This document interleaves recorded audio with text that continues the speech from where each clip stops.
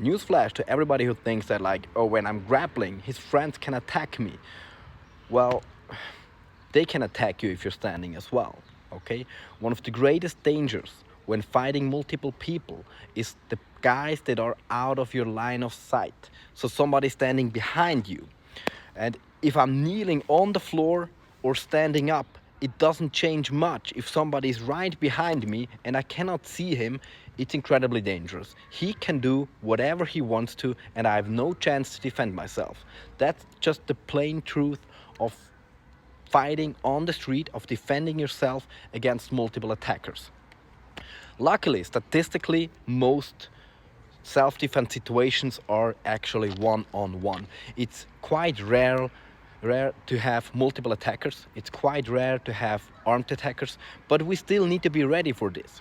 So with good BJJ, if you have a good actual BJJ trainer, in what I call good BJJ, you will be made ready for self-defense. In the old times when I started BJJ, like end of the 90s, BJJ was meant to get you ready for a no-rules Vale Tudo fight, to get you ready for self-defense. So we trained a lot of throws, takedowns, wrestling stuff. Today, understandably, if all you train is butt scooting, sitting down, laying on your back, then your jiu-jitsu probably isn't ready for a street fight at all.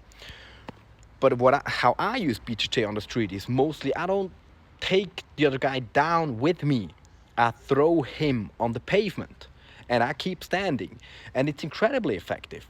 I've been a bouncer for many years and it's incredibly effective. If you throw people on the pavement, you just need to make sure that they don't die, you know, that they stay healthy. So you need to lay them down quite easily to make sure that they don't injure themselves too hard. That's how effective throws are on pavement. That's how effective MMA, effective BJJ is being done in a self-defense situation. And most guys that actually work in that are violence professionals, that work in that line of work, can you say that in English, that have to deal with maybe multiple attackers. Most of these people are learning some kind of grappling, obviously also some kind of striking. The question should not be grappling or striking. The question should be, how high do I value each part of those? How do I prioritize the things? I need to be able to punch, I need to be able to defend punches. But punching has several downsides as well. One of them is it looks very bad in court if you break the other guy's face.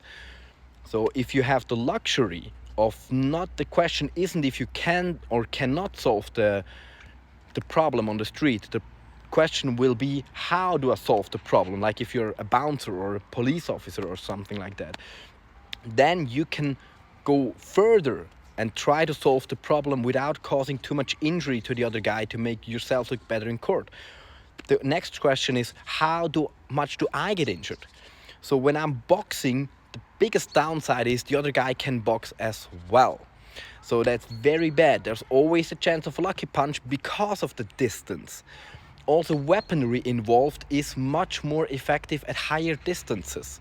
If you really need to disarm somebody or deal with somebody with a knife, it's either running away, which is the safest option for yourself, but sometimes you cannot run. The attack may be in a toilet, you may be with your wife or your kids, or you may be working there and you literally cannot just run away if you're a bouncer or a police officer. So you have to deal with them.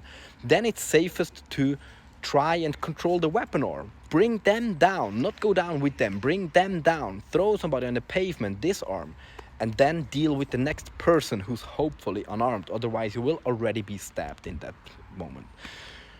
So yeah, there's a lot of things to consider about grappling and striking on the street. But that problem to me isn't one, because the same problem occurs whether I'm grappling or striking.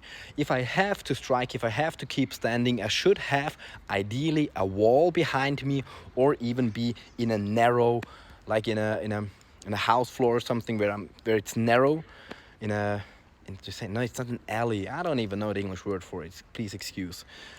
So I want to be in a narrow place, wall behind my back. If I'm grappling, I throw them down so they are on the floor. Immediately they are rendered almost useless and I can deal with the other person. That's why I prioritize grappling very high on my list, because it allows me to completely control the other person within just a few seconds. Zack, I grab, he's already under my control. I throw, he's out. Bap.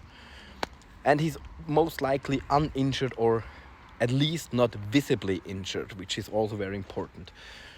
So take that advice with you for you to improve your decision making about grappling and striking on the street.